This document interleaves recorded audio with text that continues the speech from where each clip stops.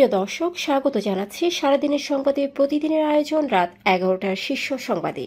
সারা বিশ্বের গুরুত্বপূর্ণ সব সংবাদের শিরোনাম জেনে নিন শুরুতেই। আদালত অবমাননার দায়ে শেখ হাসিনার 6 মাসের কারাদণ্ড। 33 ডেপুটি জেলারকে একযোগে বদলি, অন্যদিকে এনবিআর 4 জ্যেষ্ঠ কর্মকর্তাকে অবসরে পাঠালো সরকার। আদানি পাওনা পরিশোধে 437 মিলিয়ন দিল বাংলাদেশ। 1973 সালের পর সবচেয়ে বড় পতনের মুখে ডলার। জাতিসংঘের পরমাণু সংস্থা থেকে বেরিয়ে গেল ইরান। অন্যদিকে ইরানের সঙ্গে পারমাণবিক আলোচনা শুরুর আহ্বান। ইসরায়েলের জন্য বিশাল অস্ত্র চুক্তি অনুমোদন করল যুক্তরাষ্ট্র। অন্যদিকে ইউক্রেনে অস্ত্র সরবরাহ বন্ধ করল যুক্তরাষ্ট্র। মণিপুরে গুলিতে কুকি জনগোষ্ঠীর 4 জন নিহত। অন্যদিকে মালিতে সেনা ছাউনিতে হামলা, 80 জঙ্গি নিহতের দাবি সেনাবাহিনীর। 1 বছরে সর্বোচ্চ 40,000 কর্মী নেবে মালয়েশিয়া, জানালেন উপদেষ্টা আসিফ নজরুল। অন্যদিকে শ্রমিক ঘাটতি মেটাতে 5 লাখ কর্মী নেবে ইতালি। নিউ ইয়র্কের মেয়র প্রার্থী মামদানিকে ট্রাম্পের হুমকি। আগামী 6 মাসের জন্য চট্টগ্রাম বন্দর পরিচালনার দায়িত্ব পাচ্ছে নৌবাহিনী। শুনছিলেন সংবাদ শিরোনাম, এবারে বিস্তারিত।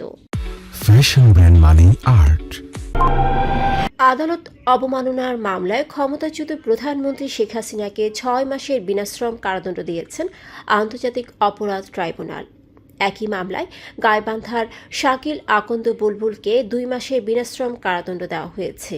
বুধবার বিচারপতি মোহাম্মদ গোলাম মুর্তুজা মজুমদারের নেতৃত্বে বিচারপতি মোহাম্মদ শফিল আলম মাহমুদ ও বিচারক মোহাম্মদ মহিতুল হক এনাম চৌধুরীর সমন্বয়ে গঠিত 3 সদস্যের ট্রাইব্যুনাল এ রায় দেন। বিষয়টি সাংবাদিকদের নিশ্চিত করেন চিফ প্রসিকিউটর মোহাম্মদ তাজুল ইসলাম। গত বছরের 5 আগস্ট ছাত্র জনতার গণঅভ্যুত্থানে আওয়ামী লীগ সরকারের পতনের পর এটি শেখ হাসিনার বিরুদ্ধে প্রথম দণ্ডাদেশ। জনস্বার্থে কারা অধিদপ্তরের 33 জন ডেপুটি জেলারকে একযোগে বদলি করা হয়েছে। বুধবার অতিরিক্ত কারা মহাপরিদর্শক কর্নেল মোস্তফা কামালের স্বাক্ষরিত অফিস আদেশে এ বদলি করা হয়, যা অনতিবিলম্বে কার্যকর হবে। এদিকে চাকরির 25 বছর পূর্ণ হওয়ায় এনবিআর 4 জ্যেষ্ঠ কর্মকর্তাকে বাধ্যতামূলক অবসরে পাঠিয়েছে সরকার। সরকারি চাকরি আইন 2018 এর 45 ধারায় ক্ষমতা বলে আজ বুধবার বিকেলে অভ্যন্তরীণ সম্পদ বিভাগ আইআরডি এ বিষয়ে পৃথক 2টি আদেশ জারি করে। অবসরপ্রাপ্তরা নিয়ম অনুযায়ী সুযোগ সুবিধা পাবেন। এর একদিন আগে চট্টগ্রাম কাস্টমস হাউস বন্ধ রেখে আমদানি রপ্তানি কার্যক্রমে বিঘ্ন ঘটানোর দায়ে কমিশনার মোহাম্মদ জাকির হোসেনকে সাময়িক বরখাস্ত করে আইআরডি। ভারতের আদানি পাওয়ারকে জুন মাসে এককালীন 437 মিলিয়ন ডলার পরিশোধ করেছে বাংলাদেশ সরকার। এতে 31 মার্চ পর্যন্ত আদানি সব পাওনা সম্পূর্ণভাবে পরিশোধ হয়েছে বলে জানিয়েছেন সংশ্লিষ্ট কর্মকর্তারা। মঙ্গলবার ইকোনমিক টাইমস জানায়, আগে প্রতি মাসে বাংলাদেশ থেকে আদানি পাওয়ার গড়ে 90 থেকে 100 মিলিয়ন ডলার পেত। এবার বকেয়া বিল, বিলম্ব, সুদ ও অন্যান্য খরচ সহ সব পরিশোধ করায় বিদ্যুৎ ক্রয় চুক্তি এখন আবার আর্থিক ও আইনি দিক থেকে স্বাভাবিক হয়েছে। ঝাড়খণ্ডের গোড্ডা বিদ্যুৎ কেন্দ্র থেকে আদানি পাওয়ার বাংলাদেশে বিদ্যুৎ সরবরাহ করে। সব পাওনা মেটানোর পর 2টি 800 মেগাওয়াট ইউনিটই পিডিবির চাহিদা অনুযায়ী চালু রাখতে আদানিকে নির্দেশ দেওয়া হয়েছে। চলতি বছরের প্রথম 6 মাসে ডলারের মান 10% বেশি কমেছে, যা 1973 সালের পর সবচেয়ে বড় পতন। যুক্তরাষ্ট্রের প্রধান বাণিজ্য অংশীদারদের মুদ্রার বিপরীতে এই দরপতনে বিনিয়োগকারীরা উদ্বিগ্ন। বিশ্লেষকদের মতে এই পতনের পেছনে রয়েছে প্রেসিডেন্ট ডোনাল্ড ট্রাম্পের এককেন্দ্রিক ও আগ্রাসী বৈশ্বিক কৌশল। তার বাণিজ্য নীতির ফলে যুক্তরাষ্ট্রে বিনিয়োগ আস্থা কমেছে। বর্ধিত শুল্ক, ঋণের চাপ ও মূল্যস্ফীতির আশঙ্কায় ডলার দুর্বল হয়েছে।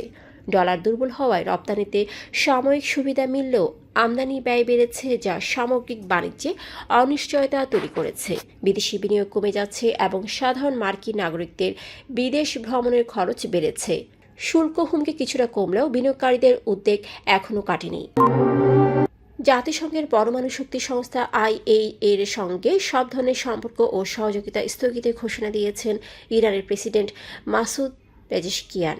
এর ফলে সংস্থাটির সঙ্গে তেহরানের চুক্তি আনুষ্ঠানিকভাবে শেষ হলো। বুধবার রাষ্ট্রীয় গণমাধ্যমের বরাতে এ তথ্য জানায় TRT গ্লোবাল। এদিকে ইরান ইসরায়েল যুদ্ধবিরতিকে স্বাগত জানিয়ে G7 পররাষ্ট্রমন্ত্রীরা ইরানের পারমাণবিক কর্মসূচি নিয়ে আলোচনা পুনরায় শুরুর আহ্বান জানিয়েছেন।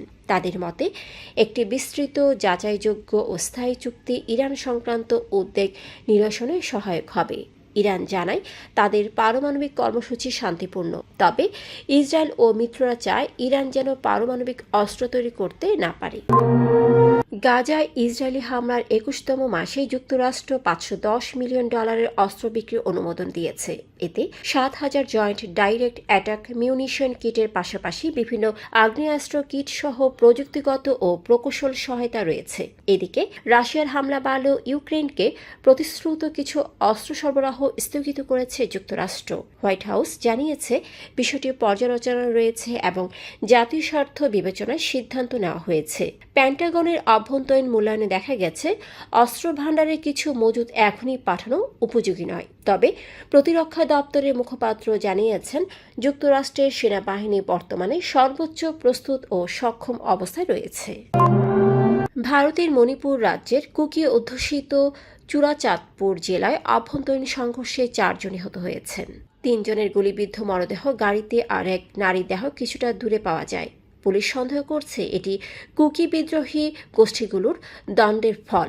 অন্যদিকে মালির 7টি শহরের সেনা ছাউনিতে কট্টরপন্থী গোষ্ঠী জেনিমের একযোগে জঙ্গি হামলার প্রতিহত করেছে সেনাবাহিনী। ISPR জানায় মঙ্গলবার সকালের এই হামলায় সেনারা 80 জনের বেশি জঙ্গিকে হত্যা করে। বার্তা সংস্থা AFP ও BBC জানায় আক্রান্ত শহরগুলোর মধ্যে বিনলি, কায়েস ও সান্দিরে রয়েছে, যা সেনেগাল ও মৌরিতানিয়া সীমান্তবর্তী এলাকা। আগামী 1 বছরে মালয়েশিয়া বাংলাদেশ থেকে 30 থেকে 40 হাজার কর্মী নেবে বলে জানিয়েছেন প্রবাসী কল্যাণ মন্ত্রণালয়ের উপদেষ্টা ডক্টর আসিফ নজরুল। বুধবার আন্তর্জাতিক মাতৃভাষা ইনস্টিটিউটে এক সেমিনারে তিনি জানান, মালয়েশিয়ায় 10 থেকে 12 লাখ কর্মী নেওয়ার গুজব ভ্রান্ত। অন্যদিকে 2026 থেকে 2028 সালের মধ্যে ইউরোপীয় ইউনিয়নের বাইরের দেশ থেকে 4,97,550 জন বিদেশি কর্মী নেবে ইতালি। দেশটির মন্ত্রিসভার এক বিবৃতিতে জানানো হয় 2026 সালের নিয়োগ দেওয়া হবে 1,64,850 জন। নিউ ইয়র্ক সিটির ডেমোক্রেট মেয়র প্রার্থী জোহরান মামদানি প্রাইমারিতে জয়ী হওয়ার পর তাকে গ্রেফতারের হুমকি দিয়েছেন প্রেসিডেন্ট ডোনাল্ড ট্রাম্প। মঙ্গলবার ফ্লোরিডার এক ডিটেনশন সেন্টারে এক সংবাদ সম্মেলনে ট্রাম্প বলেন, মামদানি অবৈধভাবে যুক্তরাষ্ট্রে প্রবেশ করেছেন এবং ICE এর অভিযান বাধা দিলে তাকে গ্রেফতার করে নির্বাসন দিতে হবে।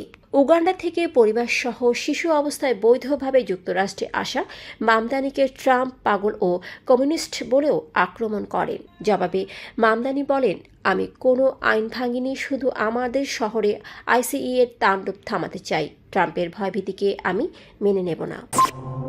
আগামী 6 মাস বা প্রয়োজন হলে তার বেশি সময় চট্টগ্রাম বন্দরে নিউমোনিং কন্টেইনার টার্মিনাল পরিচালনার দায়িত্ব নৌবাহিনীকে দেওয়া হবে বলে জানিয়েছেন নৌ পরিবহন উপদেষ্টা অবসরপ্রাপ্ত brigadier general doctor M Sakhawat Hossain. বুধবার সচিবালয়ে বৈঠক শেষে তিনি জানান, এরপর সংযুক্ত আরব আমিরাতে ডিপি ওয়ার্ল্ডকে G2G ভিত্তিতে দীর্ঘমেয়াদে দায়িত্ব দেওয়ার বিষয়ে আলোচনা চলছে।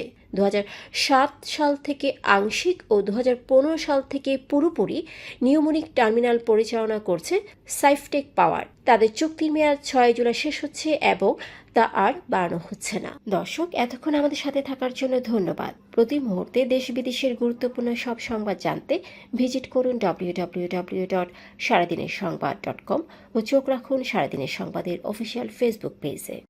Fashion brand money art. Men's, ladies and kids wear. Art. Be smart.